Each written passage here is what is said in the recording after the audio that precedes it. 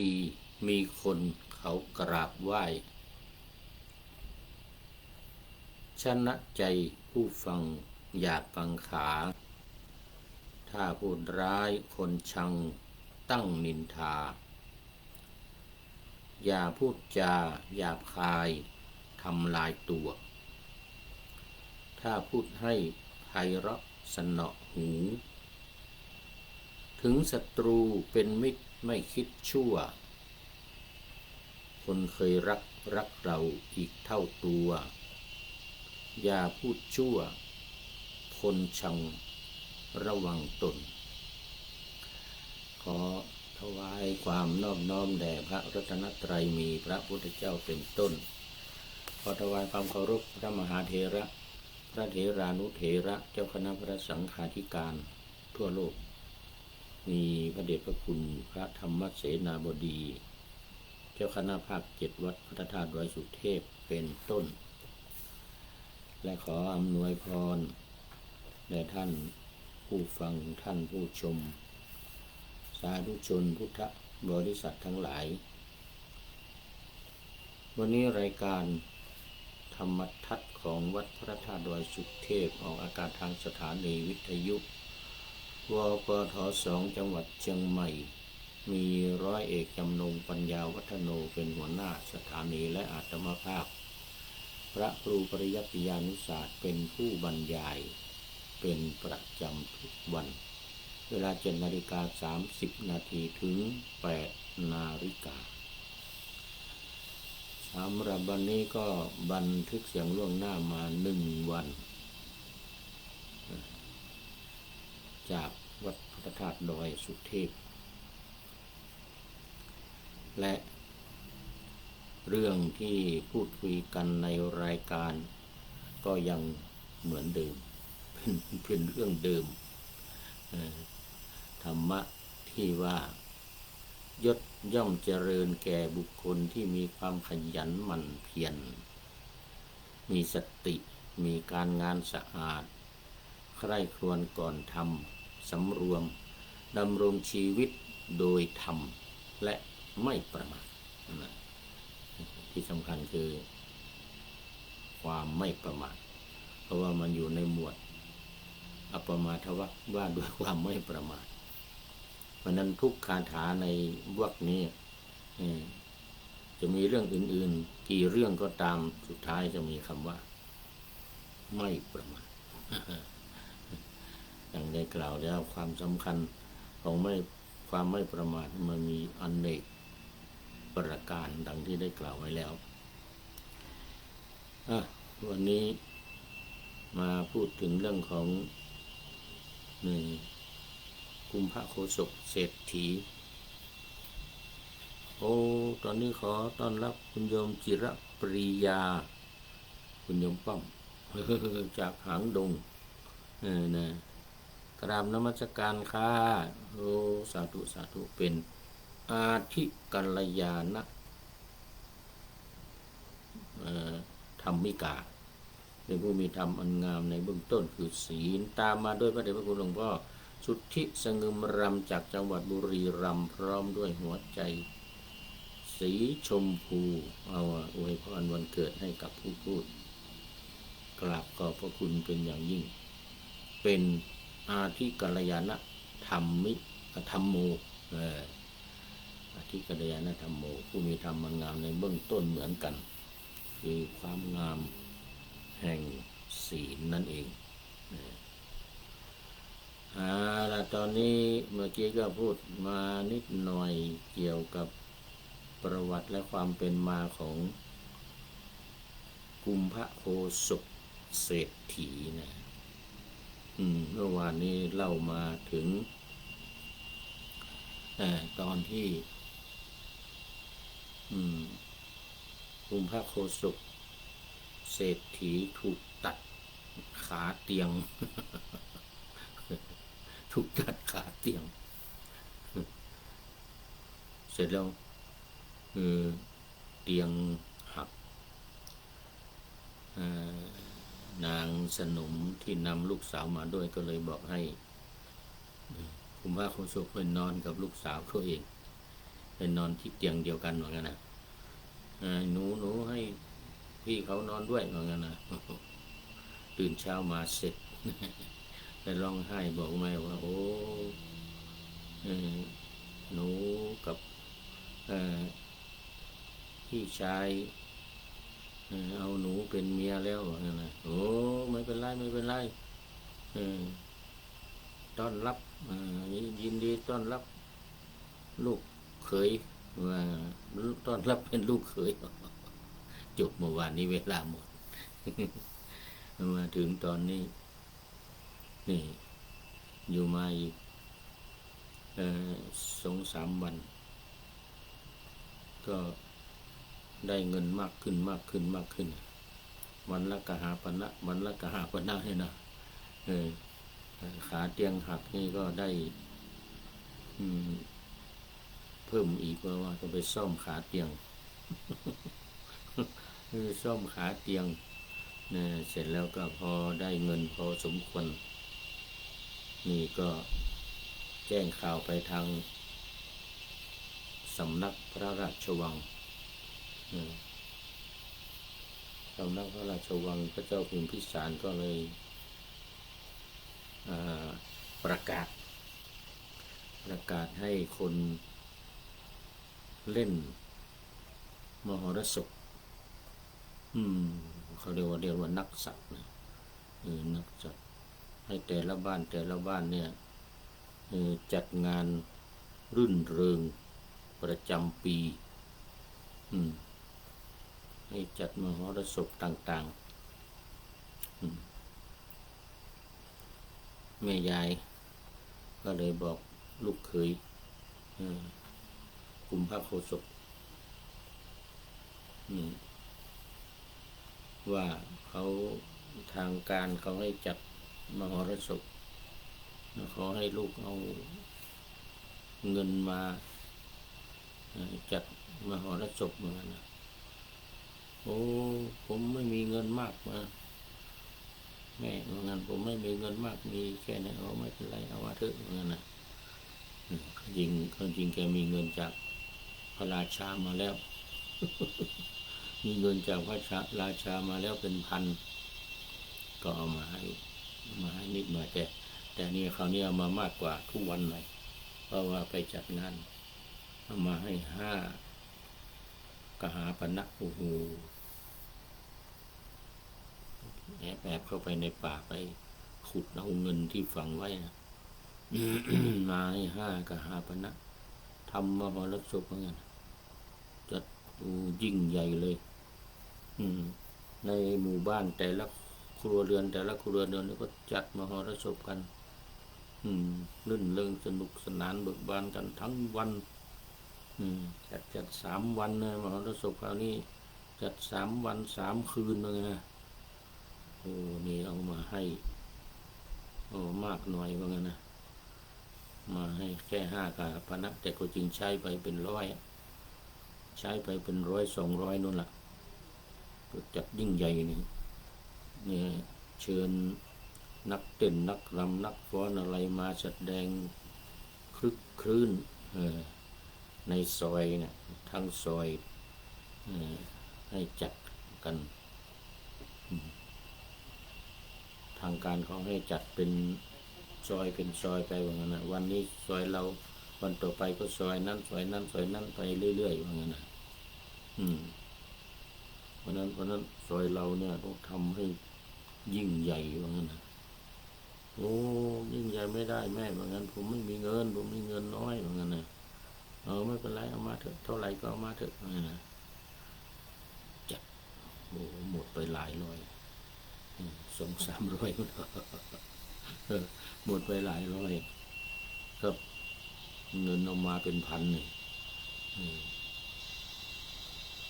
ขอเสร็จงานรุ่งขึ้นอีก2-3 วันโอ้ซอยเราได้รับการประกาศให้จัดอีกแล้วว่างั้นนะได้รับการยกย่องจากพระราชาว่าโอ้จัดได้ดีว่างั้นนะโอ้ตอนนี้ขอต้อนรับคุณโยมฝนศรีลา กราบสาธุเจ้าอู้นี่จากแม่เสลียงนะนี่จังหวัดแม่ฮ่องสอน แต่ก่อนอยู่ที่แม่แจ่ม ตอนนี้ไปดูแลแม่อยู่ที่แม่เสลียง ตามมาด้วยท่านอาจารย์สุรศักดิ์พรหมศรีนมัสการกับพระอาจารย์โอ้โห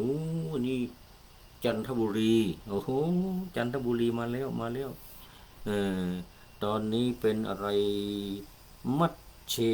กัลยาณธรรมโมคุณโยมฝนศิลาเป็นมัชเชกัลยาณธรรมิกาอาจารย์สุรศักดิ์พรหมศรีใส่เอาเลขหนึ่งขึ้นมาหมายความว่ายังไงเนี่ย เลขหนึ่งขึ้นมาเนี่ยเป็นเอกนะเป็นเอกเป็นหนึ่งโอ้สาธุสาธุขอบคุณมาก เอามาเล่าต่อ เล่าต่อเศรษฐีเศรษฐีน้อยเศรษฐีน้อยมีเงินให้แม่นิดเดียวคราวที่แล้ว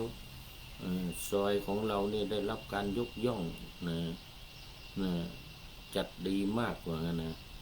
ยิ่งกว่าซอยอื่นเหมือนกันนะคราวนี้เราต้องจัดให้ดีกว่าเดิมเหมือนกันนะเราจัดให้ดีกว่าเดิมทางการบ้านเมืองจะได้ให้รางวัลจะได้ประกาศเกียรติคุณในซอยของเรานี่ว่างั้นนะก็ไม่ใช่ว่าเฉพาะบ้านเราบ้านอื่นๆก็จัดกัน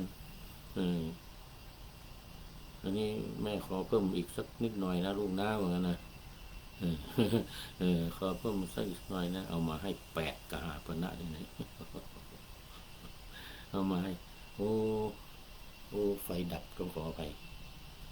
เดี๋ยวไฟดับเหมือนอยู่ในถ้ำเลยทีนี้ไฟดับเดี๋ยวฟังเสียงไปก่อนจะทำยังไงดีเดี๋ยวก่อนนะนี่ต้องขอไปคราวนี้เอามาให้แม่อีกหน่อยเอามาให้เพิ่มอีก3โอ้ผมไม่มีเงินแม่ว่าไงนะผมไม่มีเงินผมเก็บทำงานเนี่ยเก็บเคาะหม้อเคาะไหประกาศให้คนตื่นเนี่ยก็ได้รับค่าจ้างเล็กๆน้อยๆเนี่ยเอารวบรวมเก็บไว้ว่างั้นนะนี่มีแค่นี้ว่างั้นนะมีแค่นี้ดังนั้นก็เอาให้แม่ได้แค่นี้ว่าไม่เป็นไรลูกไม่เป็นไรว่านะคราวนี้จัดยิ่งใหญ่กว่าเดิมอีกหมดไปเป็น500-600มั้งหมดไปเป็นมากกว่าเดิมจัดให้ยิ่งใหญ่กว่าเดิมหมดไปเป็น500-600นี่ก็โอ้ยิ่งใหญ่มากเลย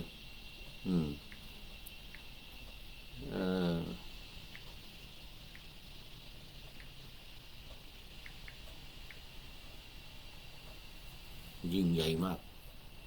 เสียงดังลั่น7 วันจัดคราวนี้7 วันว่าไงนะ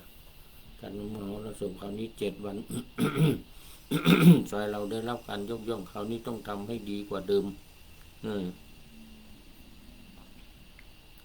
ทำให้ดีกว่าเดิมมันนะ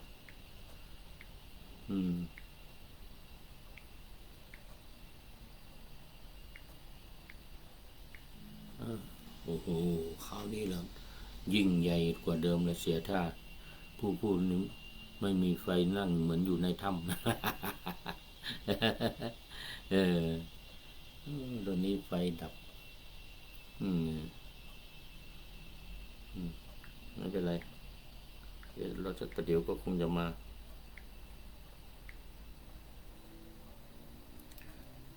นะเดี๋ยวต้องหาวิธีเอาเ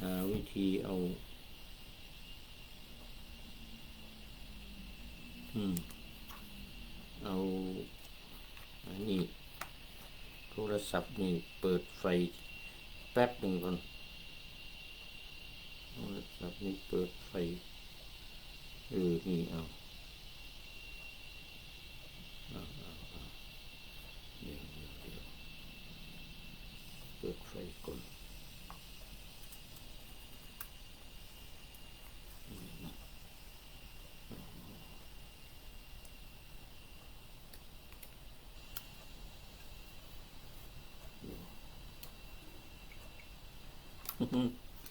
ลำบากเหลือเกินนี่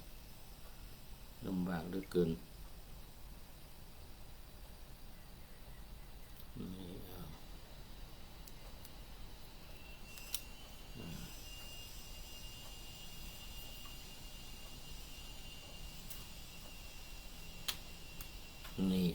นี่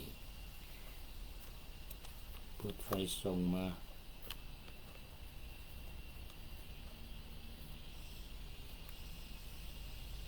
นี่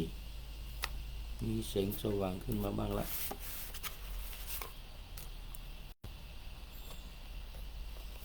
มันไหนละยางรัด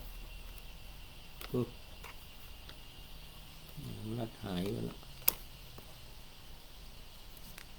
แล้วก่อนเอานี่เอานี่นี่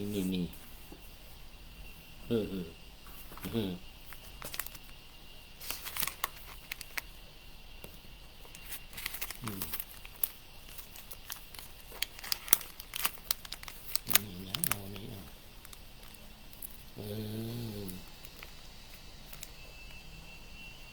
เอานี่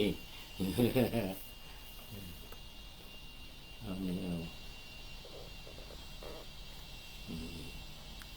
อาจจะขนาดหน้าดำไปบ้างหน้าดำไปบ้าง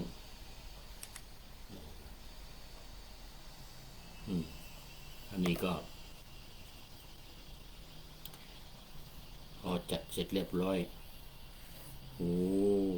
คือเสียงโด่งดังมากซอยนี้เหมือนกันนะจัดงานได้ดีงานมหรสพดีพระราชาก็เลยเรียกตัวสิทีเนี่ยเรียกกุมภะโคศกนี่แหละเป็นตัวหลักในการจัดงานได้ดีมากพระราชาขอเชิญไปสำนักพระราชวังเหมือนกันนะทางการจะให้รางวัลจะให้เกียรติคุณเกียรติบัตรแก่คนจัดในซอยนี้เหมือนกันนะไม่ใช่ว่าเฉพาะเราที่ทางพระราชาเชิญไปเนี่ยนะเหมือนกันนะคนอื่นๆด้วยเหมือนกันนะในฐานะที่จัดงานได้ดี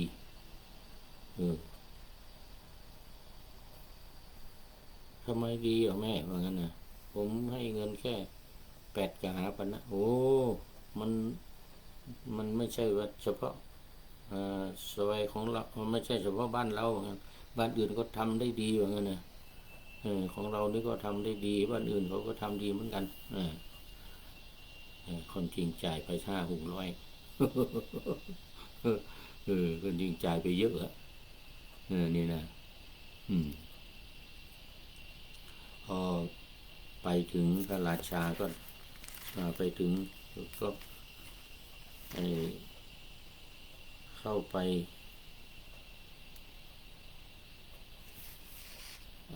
ปหาพระราชาจะได้ให้รางวัลเหมือนกันนะจะได้ให้รางวัลพระราชาก็พอไปถึงพระราชาก็ถามดิทูลตรัสถามนายโคสุเนี่ยความจริงรู้แล้วว่าเป็นคนมีเงิน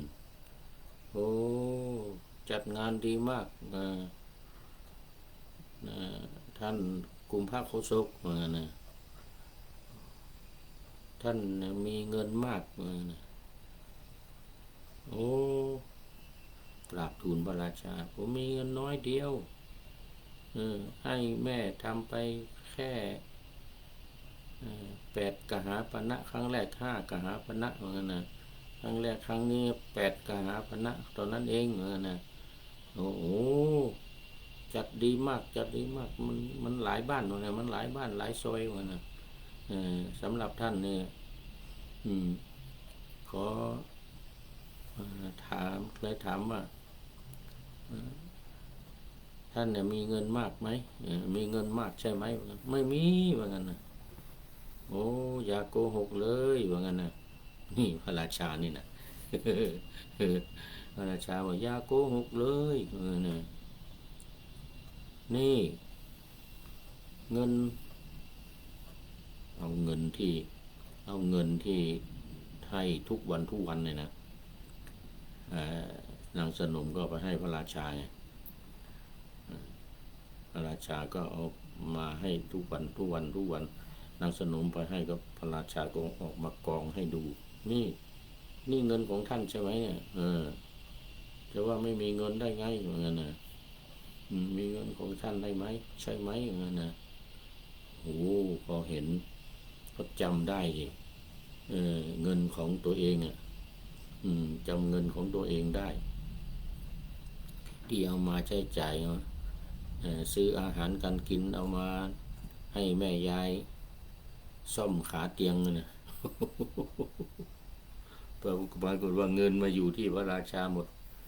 เงินนี่มาอยู่ที่พระราชาได้ยังไงวะงั้นนะแกก็แปลกใจเหลียวไปเหลียวมาเห็นนางสนมของพระราชาแต่งตัวสวยแล้วก็ลูกสาวของลูกสาวของนางสนมนะแต่งตัวสวยอยู่ที่สำนักของพระราชวังที่นั่นนะอยู่ข้างๆนะจำได้อันนี้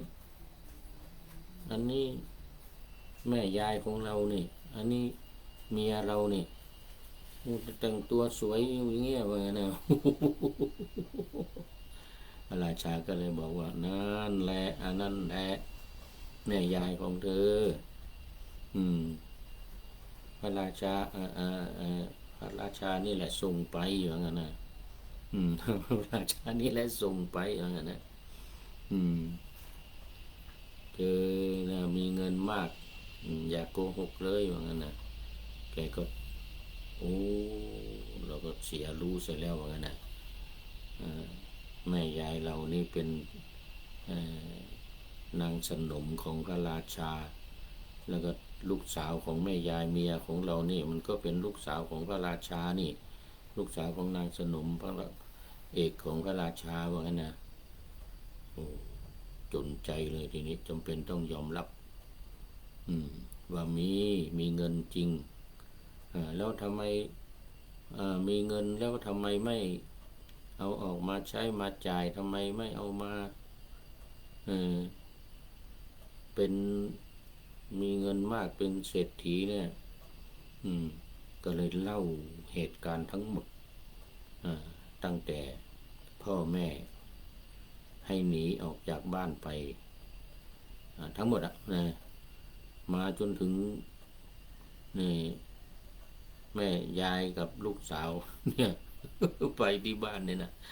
เล่าไม่ฟังทั้งหมดโอ้อย่างนั้นก็เนี่ยท่านก็เป็นเศรษฐีนี่ไม่ใช่ว่าคนธรรมดานี่นะนั่นก็ประกาศแต่งตั้งให้เป็นเศรษฐี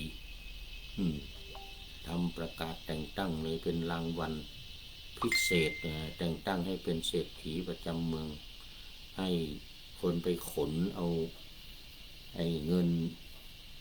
ให้คนไปขนเอาเงินที่ฝังไว้นะให้คนไปขนเอาเงินที่ฝังไว้มากองในกลางลานท้องพระโรงกองเต็มโอ้โห400 ล้านไม่ใช่น้อย40 โกฏ400 ล้านโอ้เลยแต่งตั้งแกก็หันไปถามโอ้แม่ยายทำไมทำอย่างนี้ถ้าว่าลูกสาวทำอย่างนี้โอ้ที่ทำอย่างนี้ก็อยากจะให้พระราชาแต่งตั้งลูกกุมภโคชกเนี่ยเป็นเศรษฐีว่างั้นนะตั้งให้เป็นเศรษฐี ไอ้ที่ว่ากลัวใครจะว่าเอาเงินมาจากไหนยังไงไม่บริสุทธิ์จะไปเป็นการฟอกเงินอะไรเนี่ยไม่ต้องกลัวแล้วตอนนี้แม่แม่ยายกับลูกสาวเป็นพยานให้แล้วว่างั้นนะเพราะแกที่ไม่เอาเงินออกมาใช้นะเพราะแกกลัวจะถูกยึดไงไม่รู้ที่มาที่ไปไม่รู้ว่าไม่คนไม่เชื่อว่าเป็นลูกเศรษฐี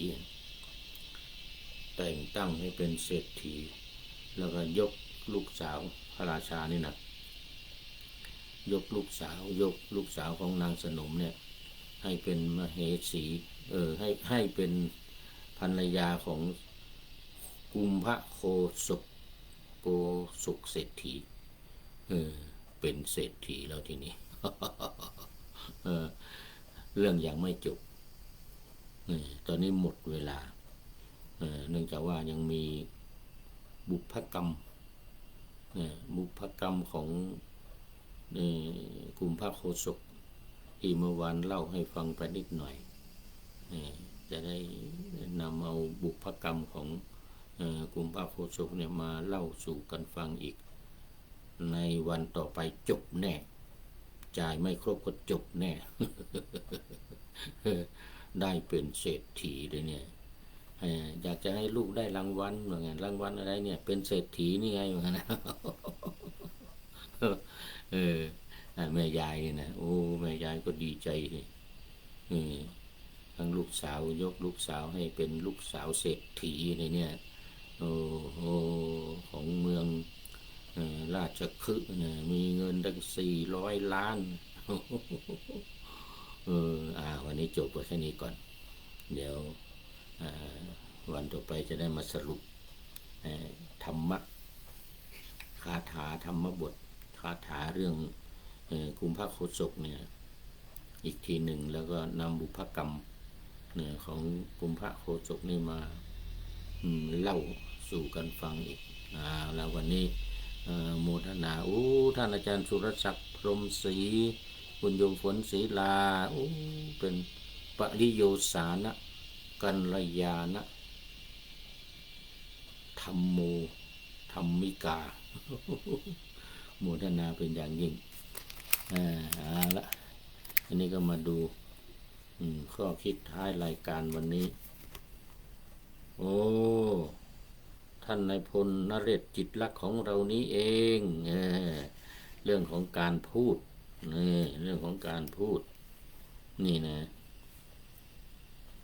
ถ้าพูดดีมีคนเขากราบไหว้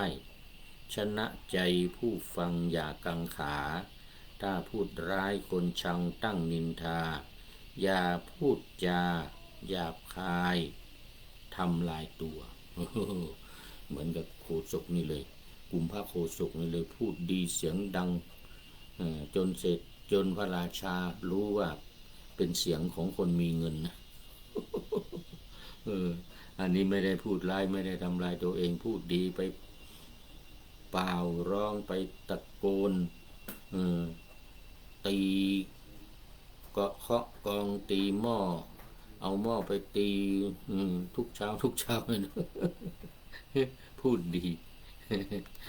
พูดดีถ้าพูดให้ไพเราะสนอหูถึงศัตรูเป็นมิตรไม่คิดชั่วเหมือนกันนะคนเคยรักเราอีกเท่าตัวอย่าพูดชั่วคนชังระวังตนคนเคยรักนี่ก็รักเท่าตัวเลยเหมือนลูกสาวของเศรษฐีนี่นะแล้วลูกสาวของนางสนมนี่นะพระราชายกให้เป็นภรรยาของเศรษฐีนรักเศรษฐีอีกเท่าตัวเป็น10 เท่าเลยมั้งเนี่ยเพราะเป็นมหาเศรษฐีขอบคุณท่านนายพลนเรศจิตลักษณ์ไว้ณที่นี้เป็นอย่างยิ่งขอนำรายการธรรมทัศน์ไปก่อนแล้วจะย้อนมาใหม่ในวันหลังเพื่อให้ท่านทั้งหลายได้รับฟังพระธรรมเทศนาเหมือนดังเดิมเป็นธรรมะจากพระไตรปิฎก3 ธรรมบทอันงดงามบรรยายเสริมอธิบายใจความเหมาะมาต่อเติมยกนิทานดั้งเดิมเสริมบทธรรมขอทุกท่านสุขกายสบายใจปรารถนาสิ่งใดอันเลิศล้ำจงเพิ่มพูนตามบุญงามและตามกรรมที่ได้บำเพ็ญไว้ทุกประการขอเจริญพร